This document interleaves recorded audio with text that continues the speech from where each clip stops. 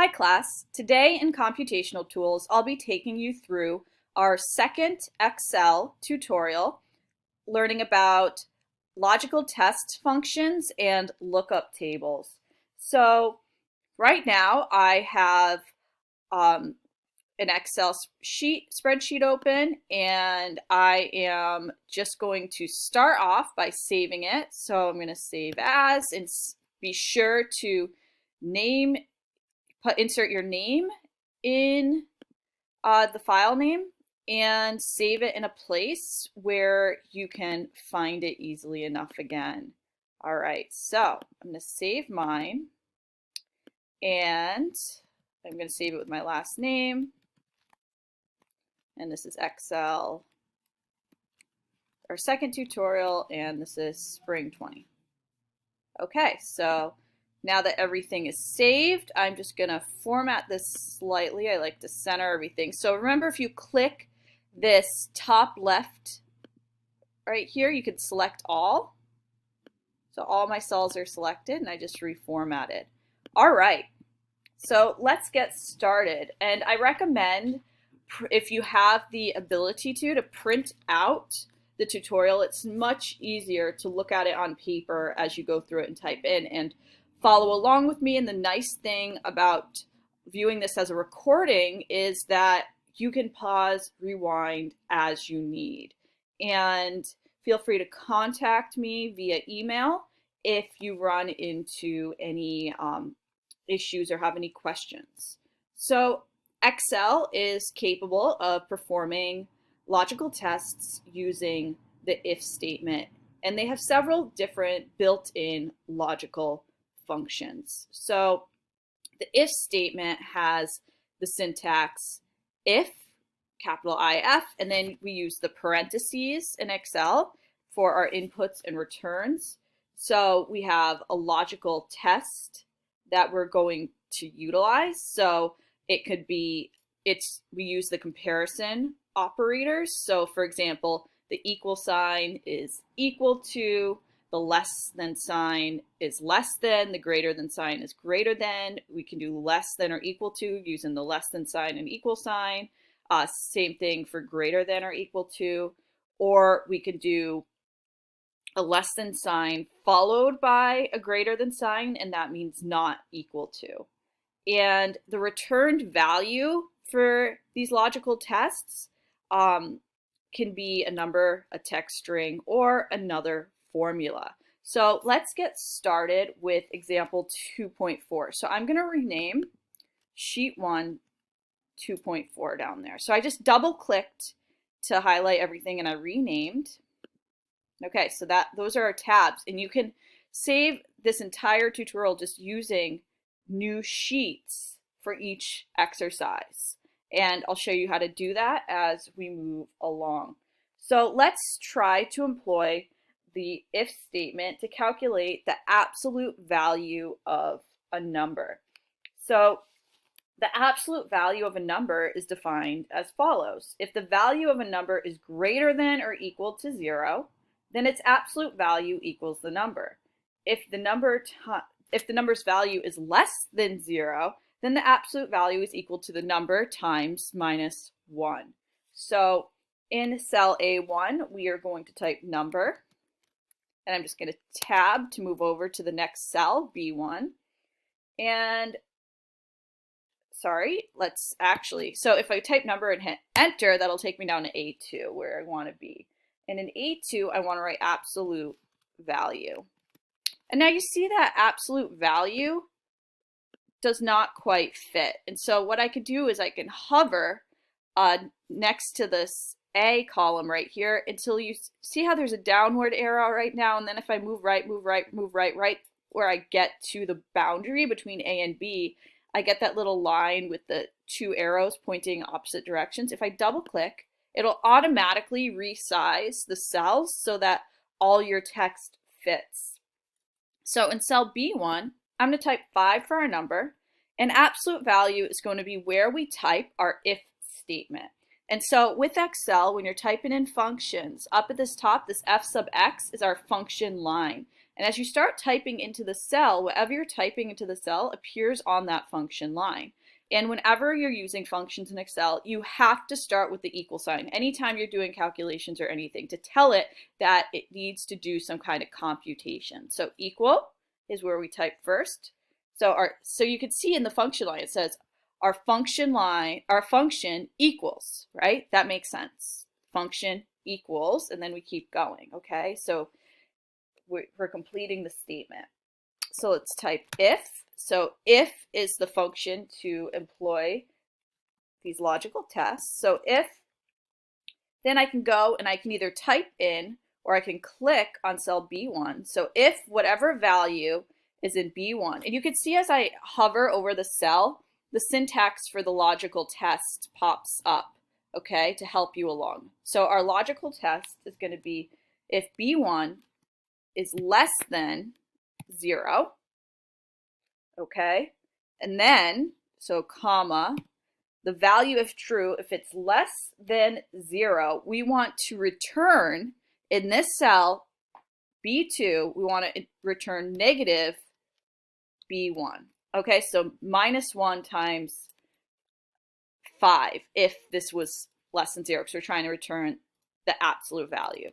If it's false, if it's greater than 0, or if it's not less than 0, we're just going to return the value itself in B1. And that is it. Okay, so we get 5.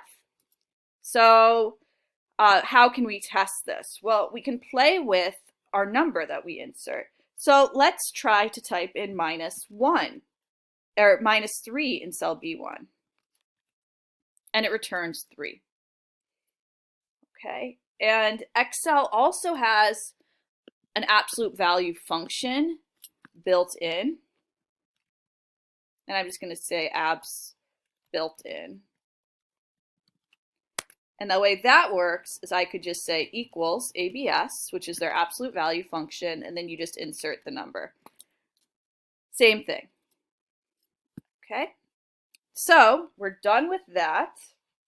And we're going to move on to exercise 2.5. So let's open up a new sheet, name it 2.5, and I'll read you the problem statement. In manufacturing, extremely tight tolerances are required for parts that are to be mated. It is common to use hardened steel dowel pins to precisely align each half of a mold used for injection molding, as illustrated in figure 2.51, and that's at the bottom right of this first page of the tutorial. Each time a part is molded, the two halves of the mold must be separated to release the part. When initially machining the mold, the alignment hole diameter must be very precise. Too small of a diameter and the mold will not easily assemble and disassemble. Too large of a diameter will result in poor alignment and a bad molded part. In this exercise, we'll use the if statement to accept or reject measurements of the diameter of the alignment holes. Okay, so we're going to keep going with this if statement. And so we're going to be given specifications for this problem. So the specifications for the hole diameter in inches is 0.25 plus 0.001 inches, or minus 0.0005 inches. This means any hole with a diameter of 2.5 plus 0.001, which is 0.251 inches, is the outer bound for acceptable, and the lower bound for acceptable is 0.2495 inches. So we're going to use the if statement to accept if the hole is within specifications. Then we're going to reject high if the hole is too large, and we're going to reject low if the hole is too small. And so we're going to set up a relatively generic spreadsheet. So if we ever have to change these tolerances, we could easily, and it would just update the entire spreadsheet. So we're going to practice that, all right? So we are going to type target diameter, and make sure you specify the units. So we're dealing with inches, so I'm going to put that in parentheses, target diameter, and that's going to go into A1. I'm going to hit enter to go down to A2, And I'm going to type in plus tolerance, and that's going to be in inches. And then enter down to A3, and I'm going to type in minus tolerance. And it just occurred to me that this might look pretty small to you, so I am going to make this look bigger. There we go. Okay, now I'm going to double click to the right of A to auto adjust the size of the cells. And then into cells A, so then I'm going to type in our target diameter, which is 0.25. I'm going to enter down. I'm going to type in our plus tolerance, which is 0.001. And I am going to type in our minus tolerance, which is minus 0.0005. And I'm just going to adjust the decimals here so that we have the same, so that we're showing 4 decimal places on the plus tolerance to match the minus tolerance. There we go. All right. So now I am going to go and type measured diameter in inches into cell A5.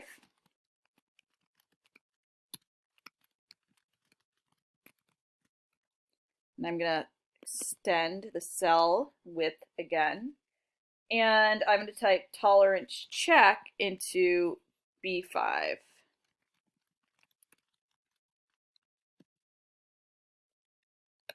Okay, and I'm going to double click to the right of B to adjust. Okay, and now I'm going to type 20 different measured values into cell A6 to A25. So I'll read through these as I type, and hopefully this will make it a little easier for you to type them. So 0.2501, enter. 0.2496, enter. 0.2498, enter. 0.2512, enter. 0.2502, enter. 0.2512, enter. 0.2495, enter. 0.2499, enter. 0.25, enter. 0.2493, enter. 0.2496, enter. 0.2506, enter. 0.2502, enter. 0.2499, enter. 0.2506, enter. 0.2503, enter. 0.2496, enter. 0.2494, enter. 0.2497, enter. And 0.2508, enter. And we should have gotten all the way up to A25, which we did. And I'm just going to highlight all of these and make sure we're showing them all to 4 decimal places using these decimal adjustments at the top under the number ribbon. Okay, so now we are going to perform our tolerance check using the if statement. So now let's set it up, and if the difference between our measured diameter and our target diameter is greater than the plus tolerance, then we reject high. If the difference is less than the minus tolerance, then, or if the difference is outside the minus tolerance, then we're going to reject low. If it's within the 2 tolerances, then we accept. So let's set up our logical if statement. So we're going to type equals if. Okay, now we're going to do two parentheses and start performing the logical test. So we have A6, so I'm going to click A6 minus B1. So here's the thing. Throughout all these logical tests, we're going to want to keep checking against B1. So I want to lock cell B1 in. And so if you remember from the first tutorial, in order to lock any column, any row in place, we use the $sign. So I'm going to go back up to my function line, and I'm going to click to the left of the B, and I'm going to type the $sign to lock B, and then I'm going to click to the right of B and use the $sign to lock the 1. So the thing is, be careful when scrolling with the arrow keys within a function, because sometimes it moves and tries to highlight different cells, and it can just completely mess up your whole function. So just be careful with that. Excel can be a bit finicky with the function line when you start cycling with arrows. So I'm going to close that up. So if that difference between A6 and our target diameter is greater than the plus tolerance, B2, and I'm going to consistently want to be checking against this, so I'm going to lock in B2, locking it in.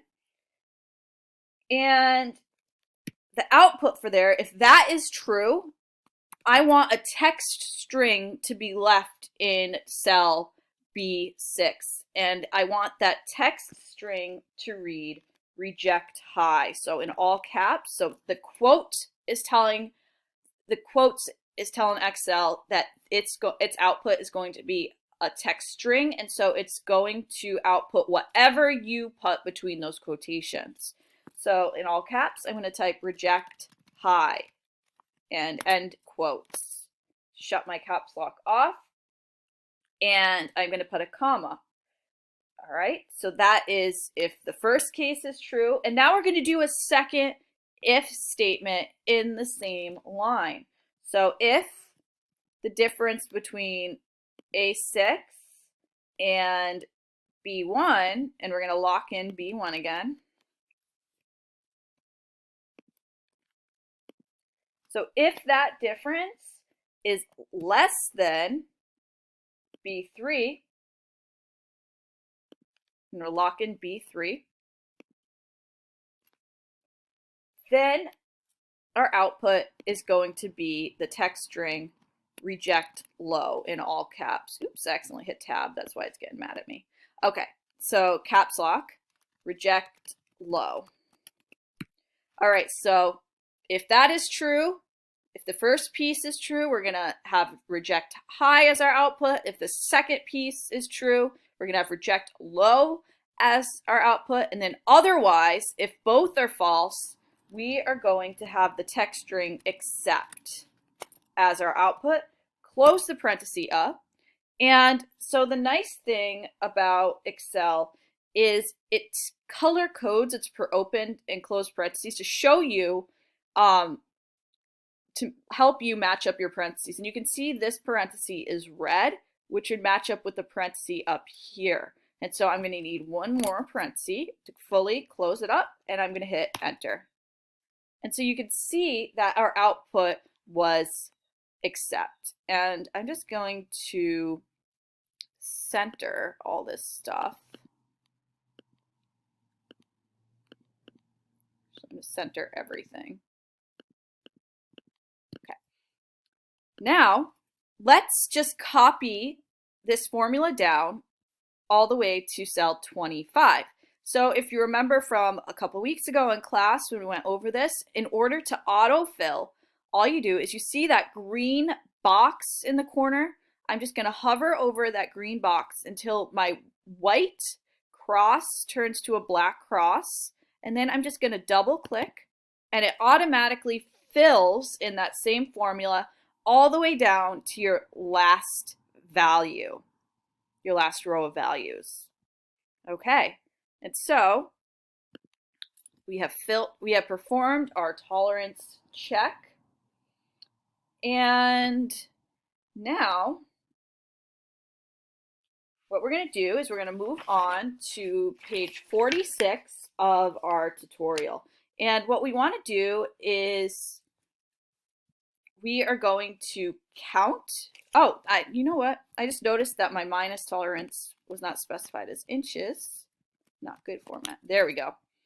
And so what we're going to want to do is we want to count the number of accepted, rejected high, and rejected low whole diameter measurements.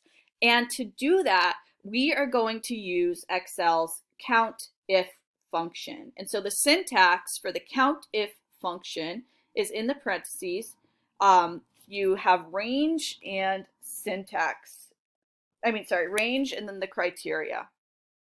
So the criteria could be the form of a number, expression, or text that defines the cells to be counted. So we're going to make a small table that lists the 3 inspection criteria and the number of accepted, rejected high, and rejected low parts. So we're going to type in cell D2 accepted, and then in D3 we're going to type rejected high, and in D4 we're going to type rejected low. Okay, and I'm just going to auto adjust the width.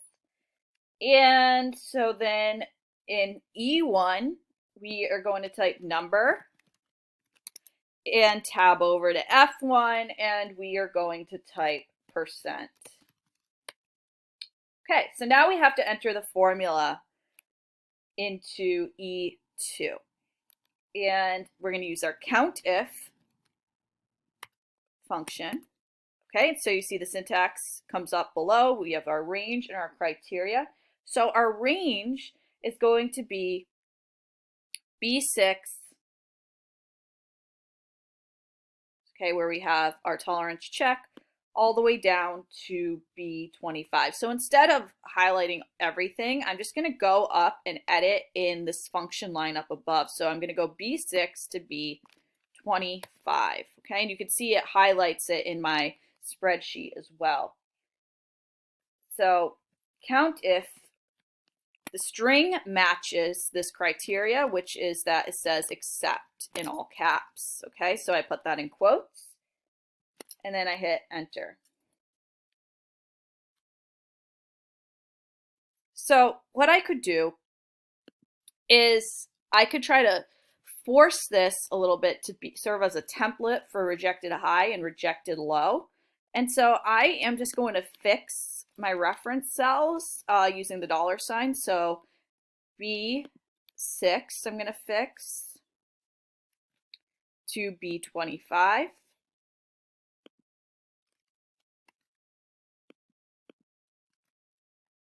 And then I'm just going to autofill. And obviously, it's going to be the same number, 16 accepts, because it's looking at accept here. So in E3, where we have accept in our quotes, I am going to change that to reject high in all caps. Okay, because you have to match exactly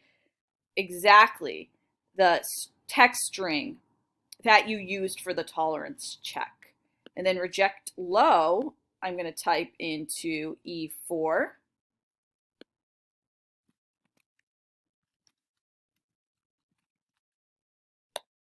Okay, so we have 2 and 2. And we have little enough data where we can check this relatively quickly with our eyes and see that that is true. We see 2 reject highs and 2 reject lows, and the rest are accepts. Now, what we want to do is we want to calculate the percent accepted out of the total number of parts that were tested. So in order to do that, we are going to type the formula into F2. We're going to type the equal sign, and then we're going to reference E2. And we are going to divide by the sum. So we're going to use the sum function of E2 to E4. So we're just going to sum up our total. And the thing is, let's just fix that so we can just copy that formula down for the other percentages. Okay, so we have a fraction of 0.8. We have a decimal of 0.8. And so in order to change that to a percent, I'm just going to click on F2 so that the box is highlighted. And I'm going to go up to this format ribbon up at the top under home and click on the percent button. Okay, and I just want to autofill to perform the same calculation for rejected high and rejected low by double clicking on the bottom right of F2. And now we autofilled. And so we can check again. Yes, this added up to 100.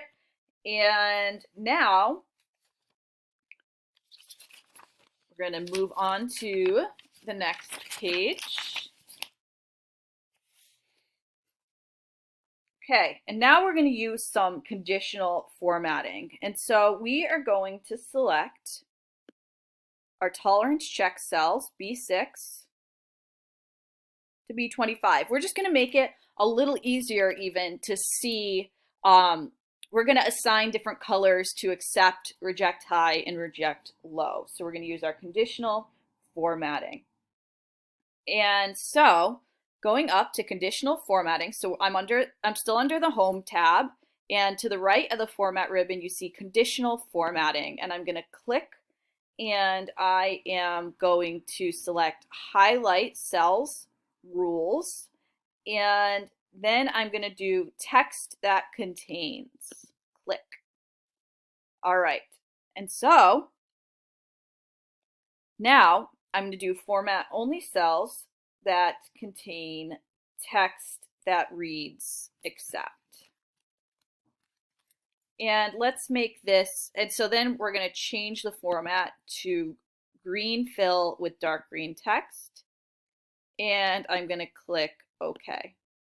So you can see that everything that has been accepted now is green. So let's do the same thing for reject high. And so conditional formatting, highlight cells rules, text that contains, and I'm just going to type high. And let's do red. And low, we'll do the same thing. Conditional formatting, highlight cells rules, text that contains, and I'm going to type low. But this time I'm going to do a custom format, and I'm going to make it blue. So click custom format. And I want so we can change the format cells, the number type, font, border, fill. So font, let's make it a dark blue, whatever one you want to use. And fill, we're going to click on fill and make it some light blue.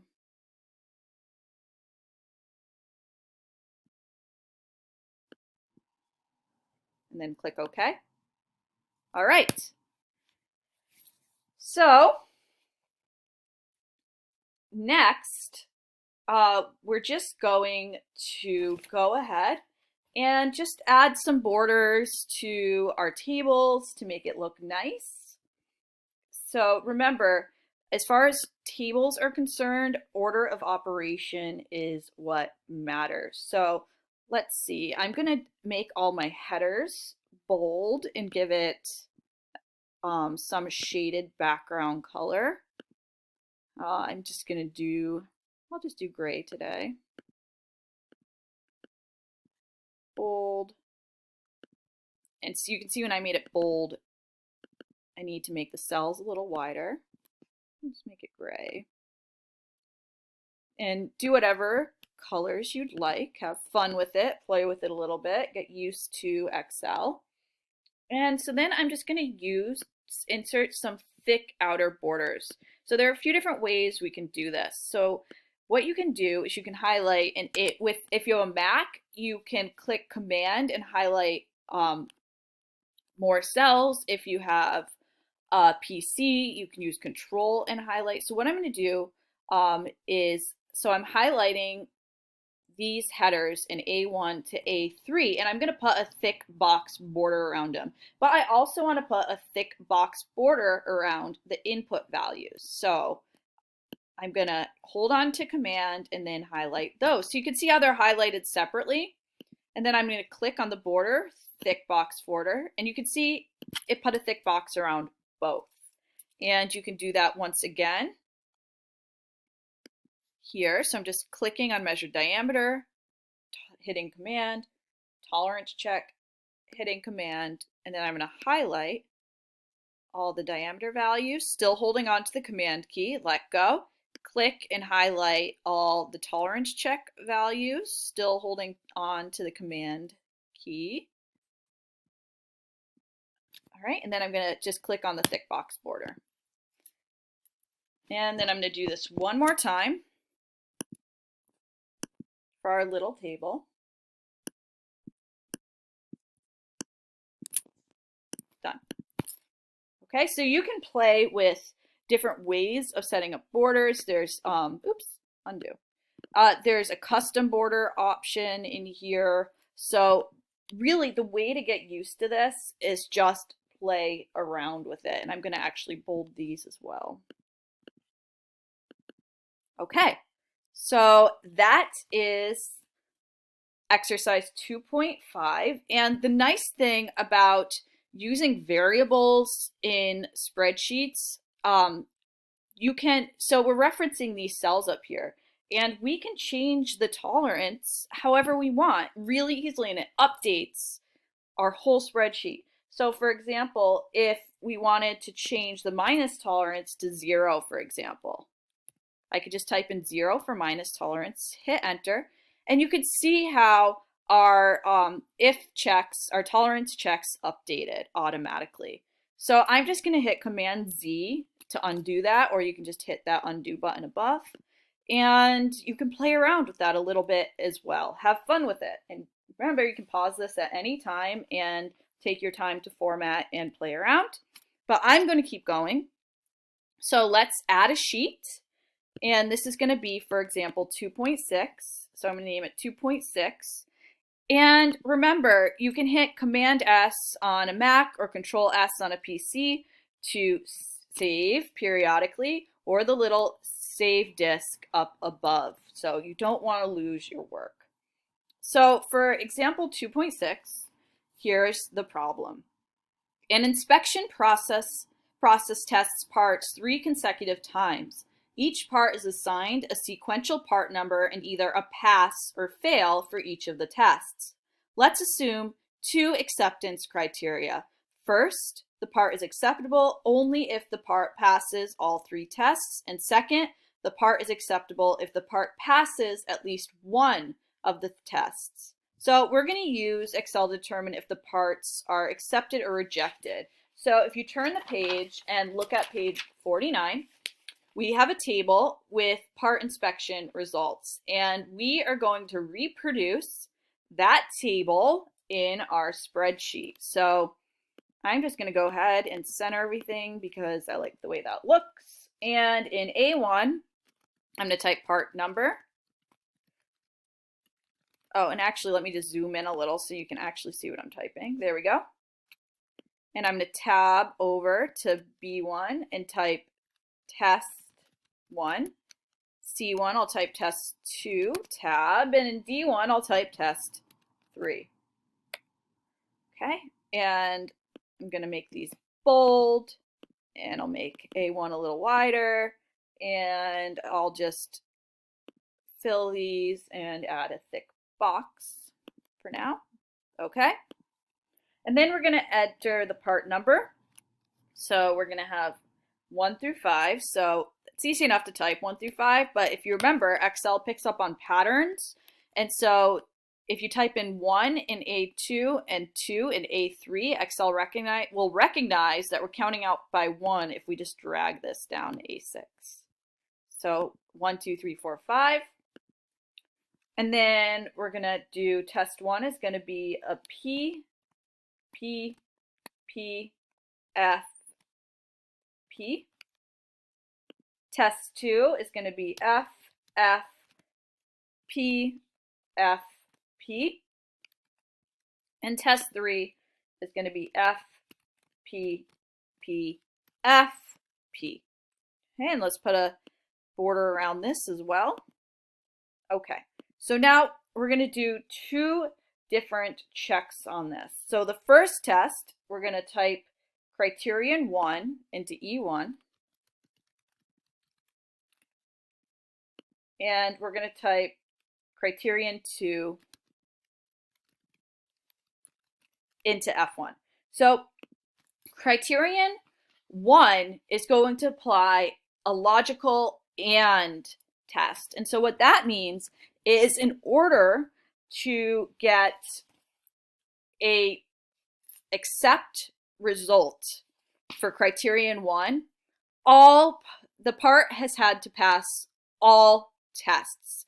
So even one fail would lead to a reject. So test 1 and test 2 and test 3 have to pass in order to be accepted under criterion 1.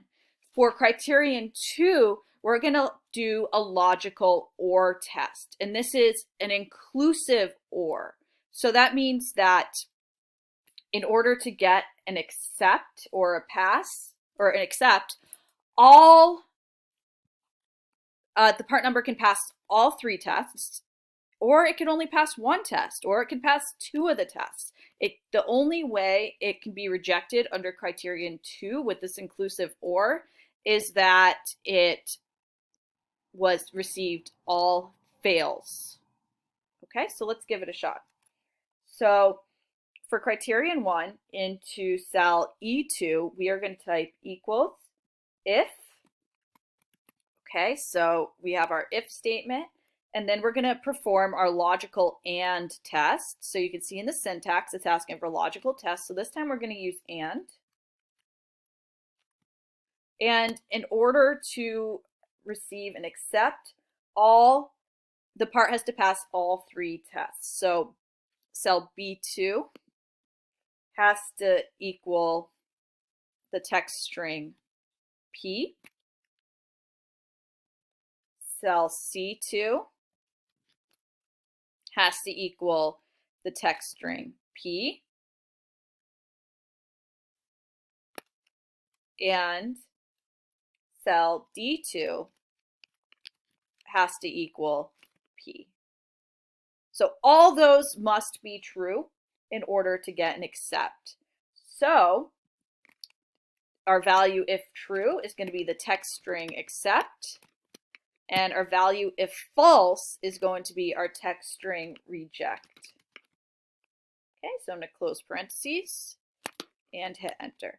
So you can see we got a reject because there were 2 fails. Okay, so let's just copy this test down by double-clicking on the bottom right.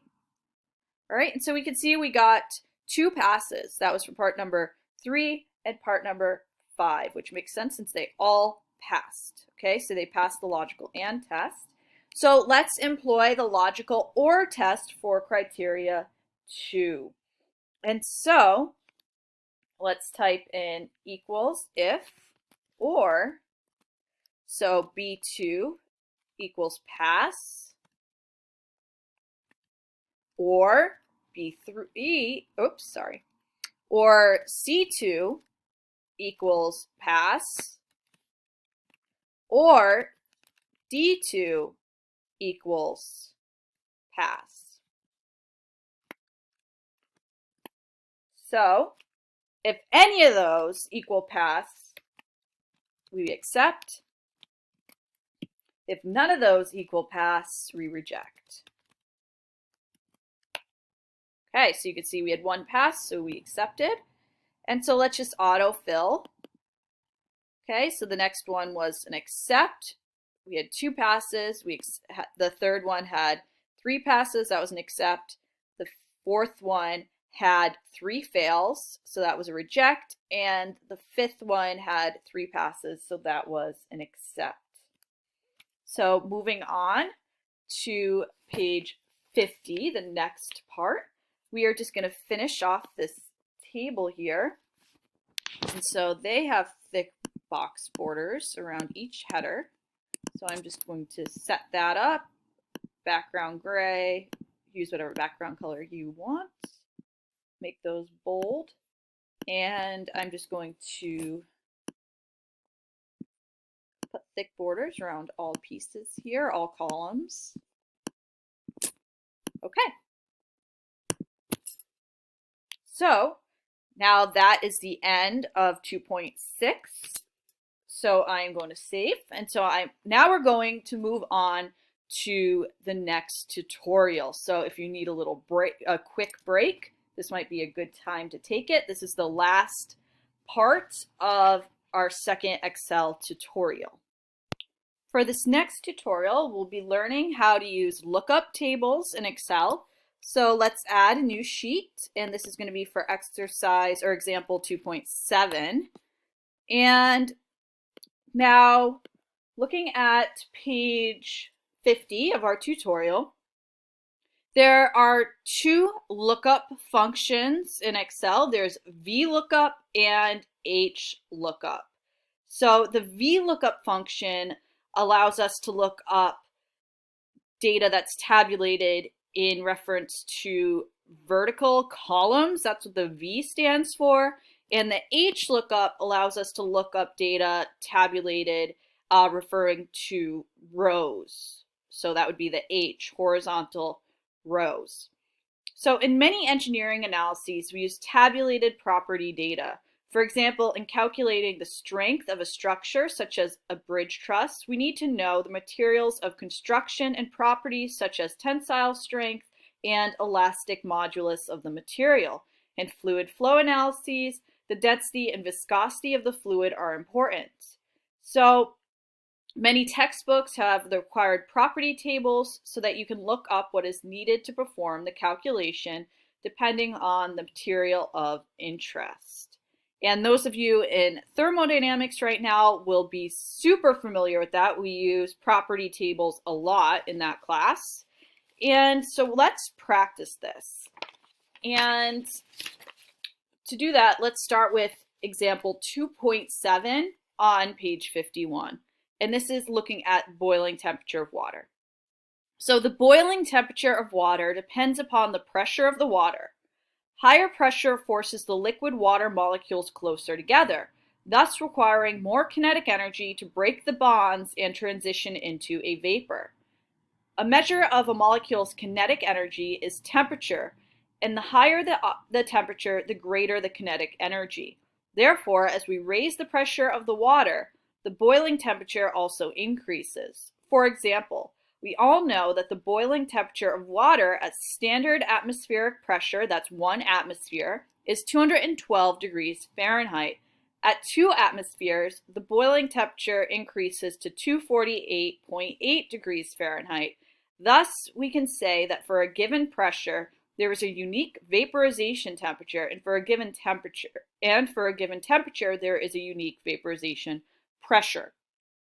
Now, you are likely familiar with this if, for example, you're interested in baking. If you look at a cake box or a brownie box, along with the regular instructions, you'll usually see high altitude instructions, which requires you to bake the cake or the brownies at a lower temperature. And the reason for that is that with higher altitudes, you're at lower pressure. And so water will boil at a lower temperature. Things will bake at a lower temperature. So for example, Denver, Colorado is a mile above sea level. So water will boil at a lower temperature than it would where we are right now. All right, so the amount of energy required to change 1 kilograms of liquid water at constant pressure completely to vapor is called the enthalpy of vaporization, or H sub V. The amount of heat, so we use Q in thermodynamics to describe heat, required to change a given mass, m, of water from liquid to vapor at a constant pressure is given by Q is equal, so heat transfer is equal to mass times enthalpy of vaporization. And so in this case, using metric, Q is going to be in kilojoules, mass is going to be in kilograms, and enthalpy is going to be in kilojoules per kilogram. And so turning the page to 52, The value of enthalpy is, and that is little h, so that's a specific enthalpy, which just means that it's on a mass basis, so that's where we get the kilojoules per kilogram, is dependent upon temperature and is often tabulated similar to the table given to you, which lists vaporization temperature and pressure and the enthalpy of vaporization at the temperature and pressure. So what we're going to do is we're going to take some time to input the table into our spreadsheet. So let's start in A1 and type temperature in degrees Celsius. And let me zoom in so you can see what's going on here. Come on, zoom. It's not wanting to. Hold on. There we go. So I'm going to type temperature in degrees Celsius. So there's a few different options for degrees. You can go to insert, and you can go to symbol, and you can search and find the degree symbol in here, which takes a bit of time. Let's see. As you can see, this is not the route I usually take. So there's the degree symbol. Okay, or what you can do is, this is the way I like to do it, is just hit Shift Option 8 and you get the degree symbol. So Shift plus Option plus 8. Or I think the Shift brings you Alt to Alt, so just Alt 8. So that is degrees Celsius. And let's just widen this up. Okay, and then we're going to do pressure in kilopascals. And then we have enthalpy of vaporization. And that is going to be in kilojoules per kilogram. Okay, so just auto format the widths. Actually, I shouldn't bold them before doing that.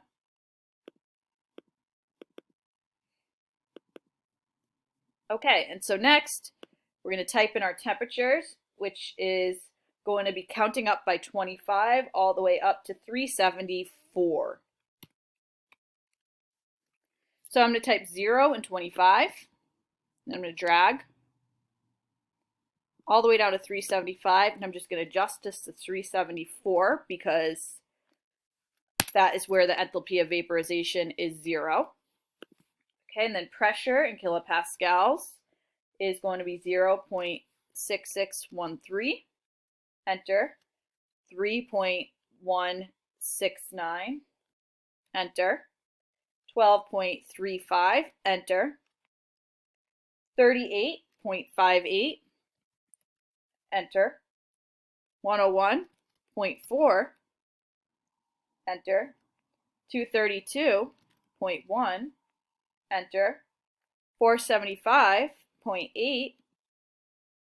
Enter. 892.0. Enter. 1554. Enter.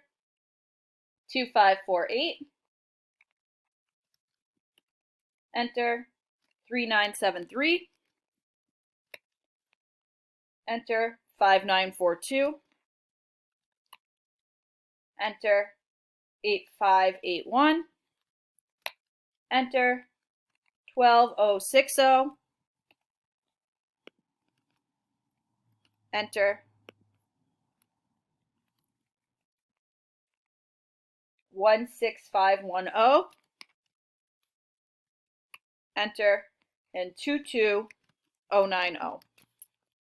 Okay, one more column. We're going to do the enthalpy of vaporization. So 2501, 2442,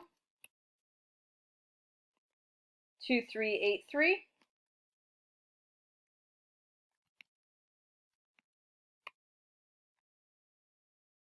2321,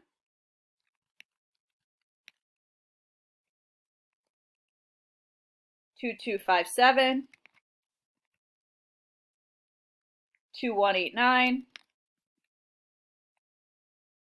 2114, 2032, 1941, 1837, 1716, 1575, 1405, 1190, 893, and 0. Okay, so let's just format this table a little bit. Okay, so we're going to actually rename this sheet 2.7, and I'm just going to do underscore table. And we're going to add another sheet, and I'm going to call that 2.7 underscore calculations. And that's really long. I'm just going to say calcs. Okay. Zoom in for you a little bit. So our table is going to live in this 2.7 table, and that's what we're going to be referencing on the calculation sheet. So what we're going to do is we are going to construct a spreadsheet that uses the lookup table to determine the enthalpy of vaporization and the pressure, and then calculate the required amount of heat to completely vaporize the water. So now let's move on to the second to last page of our tutorial, page 53. So now we're going to type temperature once again into A1, and that's going to be in degrees Celsius. So shift option 8 Celsius. And then in A2 through A4, we're going to do mass in kilogram. Actually, they did this with a parenthesis, so we'll just match. And pressure in kilopascals. And in A4, we have heat required. That's our Q in kilojoules. Okay? And so then into B1 and B2, we are going to type in 25 for our temperature, and we're going to type in 3 kilograms, so 3 for our mass.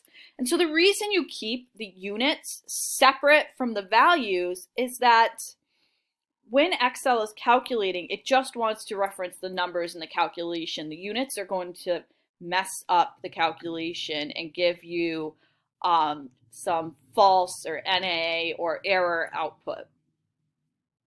So now into B3, we are going to type in, we're going to use the lookup function, and we're going to use vertical lookup. So we're going to do V lookup, and then when I type the parenthesis, okay, so the lookup value, and so we want to match a temperature of 25. Okay, so that's what we're referencing in B1. And then we want to actually go reference our table. So in order to do that, I am going to click on 2.7, our table tab, and I am going to highlight A2 all the way down to C17. So I'm just going to highlight our whole table. And then I'm going to click, oh, sorry, you don't want to do that. So make sure it still says table up there, and then I'm going to type comma, and then I'm going to type 3 because that is the column I want to reference. I want to find the enthalpy of vaporization that matches 25. So that's going to be column 3. And then I want true because I want to match. That's what that true means. And then I want to multiply that by, so I want to multiply enthalpy times our mass, which is going to be B2. All right. So let's close that parenthesis and hit enter.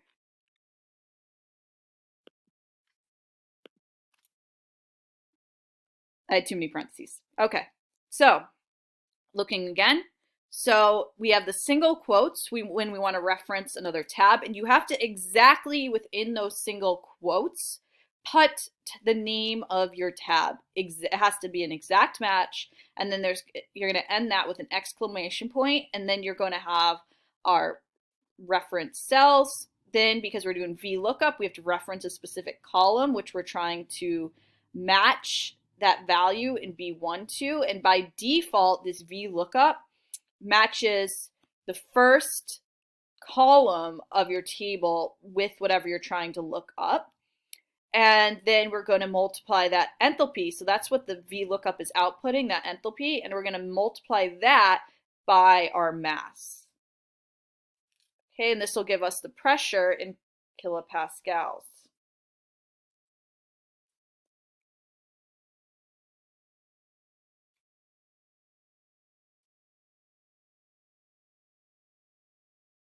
All right, I wish I could rewind this because I just made a giant mess. So this is actually going to be the heat required. So I'm just going to copy and paste that formula there, and let's fix this. So I was looking at the wrong line, obviously. So that's going to be B2, and we're going to reference B1. Okay, sorry, that 7326 was the heat required. So right now we just want to look up the pressure. So in order to look up the pressure, that's going to be column 2. And we don't need to multiply anything. We're just looking up the pressure value. I jumped ahead. Okay, so the pressure associated with a temperature of 25 degrees is going to be 3.169. So let's double check that. So if we look at 25 degrees, the pressure is 3.169. Okay. And so then for this next one right here, we're trying to calculate the heat required. So we have to multiply mass times the enthalpy. And so enthalpy lookup is column 3. So we'll get the enthalpy of vaporization, that 2,442, that matches a temperature of 25 degrees Celsius, and we're going to multiply it by our mass, which is in B2. Okay, and so then we get the heat required. All right, so let's try something.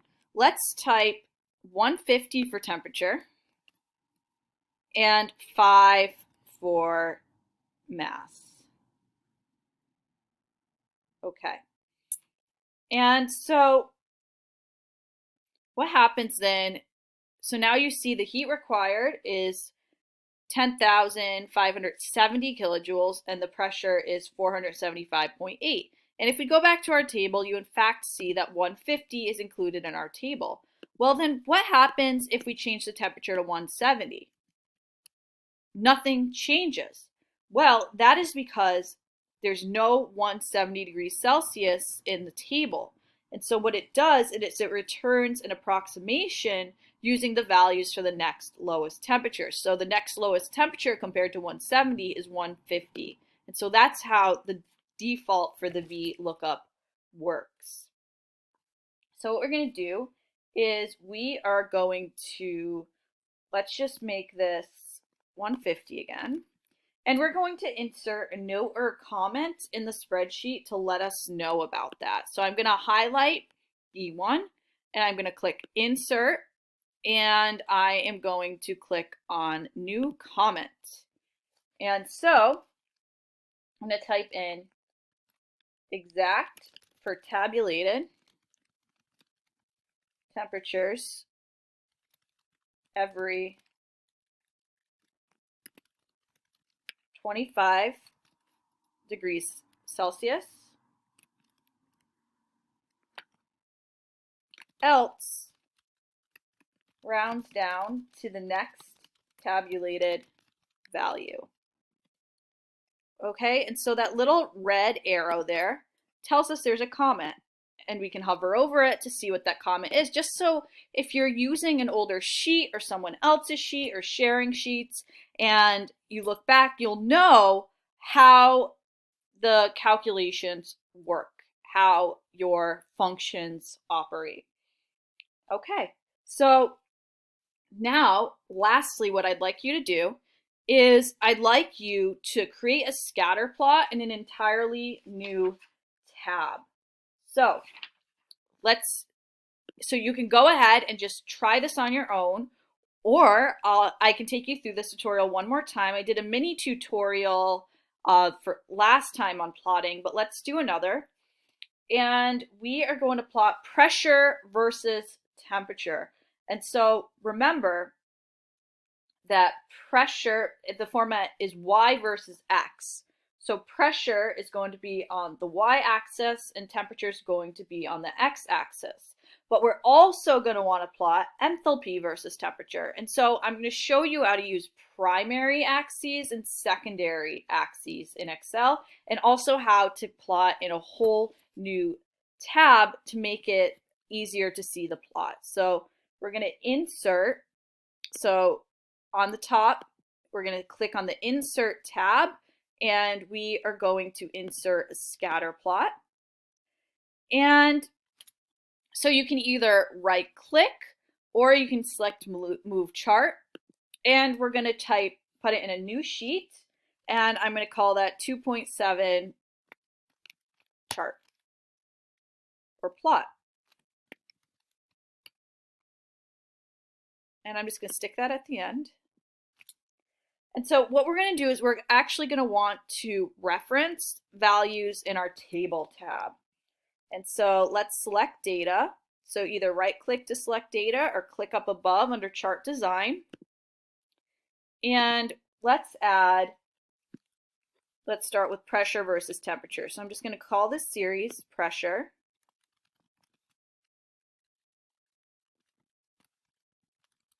And it's in kilopascals. And the X values that we're going to be referencing are temperature from table 2.7, so A3 to A18. And then the Y values are going to be pressure, so B3 to B18. Then we're going to want to add another series, and we're going to call that enthalpy. And it's really specific enthalpy. And that's going to be in kilojoules per kilogram. And so the X values we're going to be referencing are once again temperature.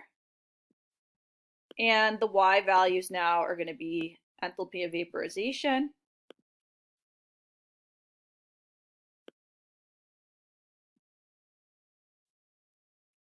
Okay, and so you can see that the default here is, it's not scaled very well. So let's go through how to format the chart. And you can see that putting a chart in its own sheet, it's much easier to work with it than keeping it small in another sheet. And this way it's easier to export the chart, and I can show you how to do that in the end. So what we want to do is we're going to want to format the chart.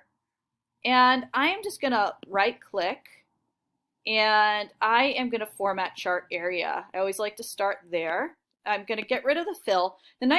One good reason to get rid of fills is if you ever insert this into a PowerPoint presentation on a different color slide, it will then take on the background color of the slide. Okay, and I'm going to get rid of the border. And I'm going to do the same thing here, no fill, but I'm going to have a solid black border that is 1 point. And I'm going to also just get rid of these lines. So I'm going to click on the horizontal grid lines, hit delete or backspace, and then the vertical ones, hit delete or backspace. I'm going to get rid of the chart title. We don't need that. But we are going to need vertical and horizontal titles. So what I want to do first is,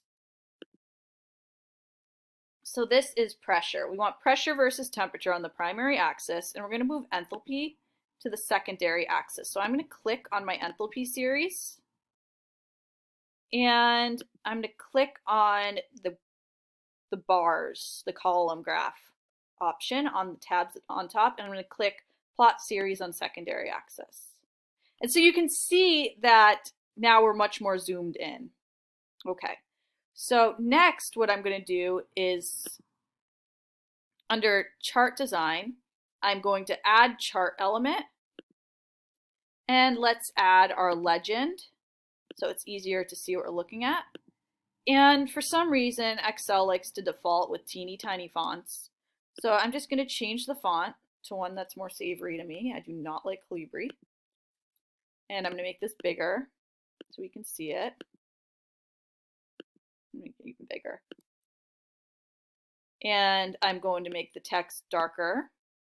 And then I'm going to do the same thing by just clicking on the the primary y-axis, Times New Roman. I do 16, black. Same thing with the secondary y-axis.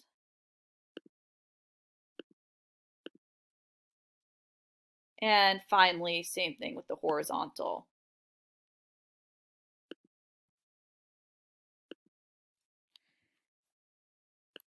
You can see I'm having a problem because I have my screen pretty small for recording purposes, so I have to zoom out in order to click.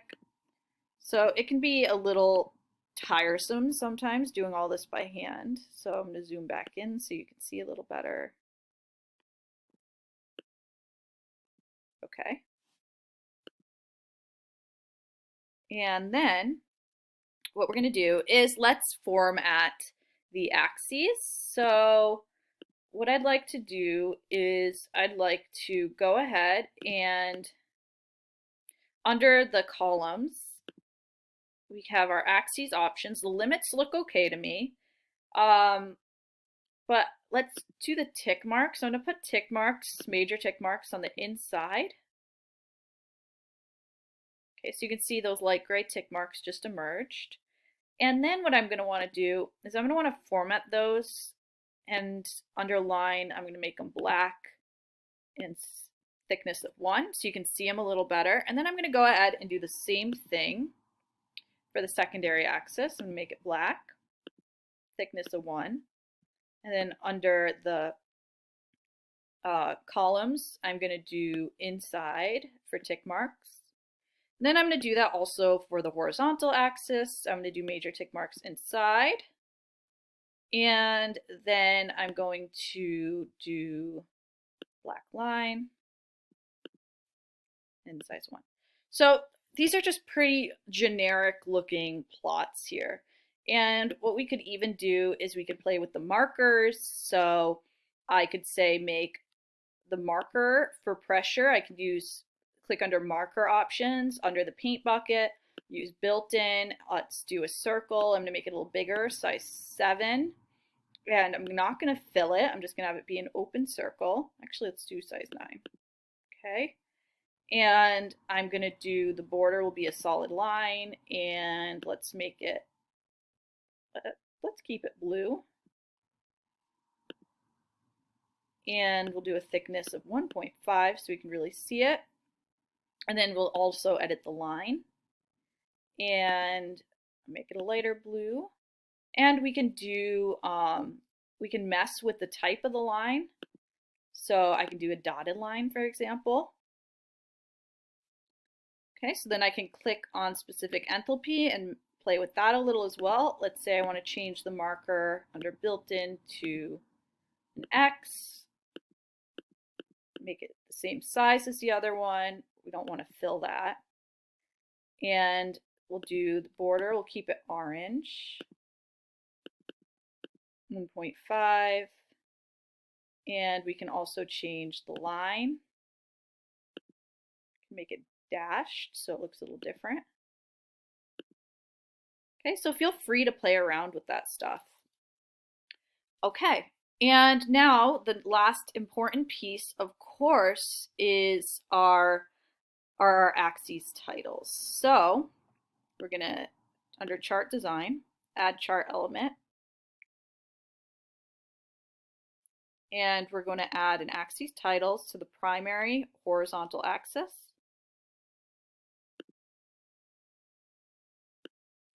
And this is going to be temperature in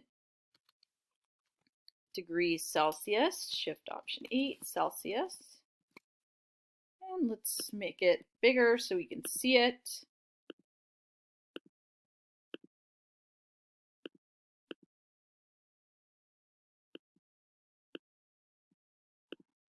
Okay.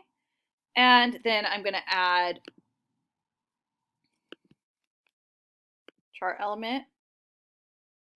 So primary vertical, this will be pressure in kilopascals. And you don't need the units twice. If you have the units on the axes, you can just keep pressure as the series. But just trying to show you some different practices here.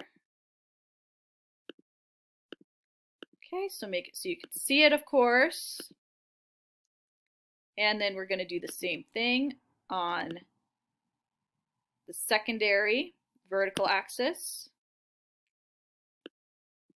We're going to add, we'll do enthalpy of vaporization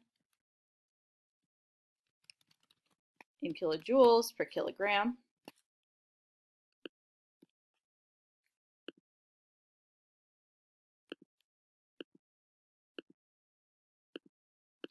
And you can have, oops, I didn't highlight that whole thing. So you can have some fun with this as well. So sometimes to make it a little easier to see which axis is which, you may want to change the color here. So for pressure, all our stuff is blue. So I could change the font to blue. I could change the axis color line, say, to blue. And I could do the same thing for enthalpy of vaporization, say. And I could change that to our orange, and I could change text to our orange, and I could change the line to our orange, and I could change this pressure to that blue, just so you can see, okay, well, blue is clearly pressure, orange is clearly enthalpy of vaporization, and technically you don't even really need the legend in this case, but I just wanted to show you how to put one there.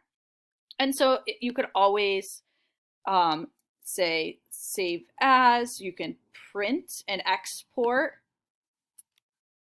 this graph. So for example, I can go under details and I can change the orientation and play with this a little bit so it fits nicely. And you can just export this as a PDF if you want to.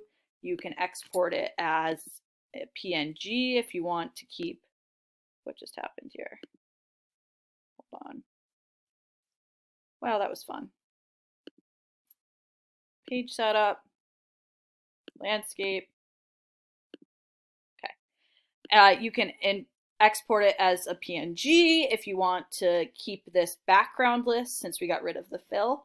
And so there's plenty you can do as well as generating pretty good looking figures in Excel. You just have to be patient with it. And a lot of the work is manual unless you get into setting up templates or doing a little background coding in Visual Basic, which we won't get into in this class since after one more tutorial, we'll be moving on to MATLAB. So thank you for joining me today, and I'll see you again for Excel tutorial number 3.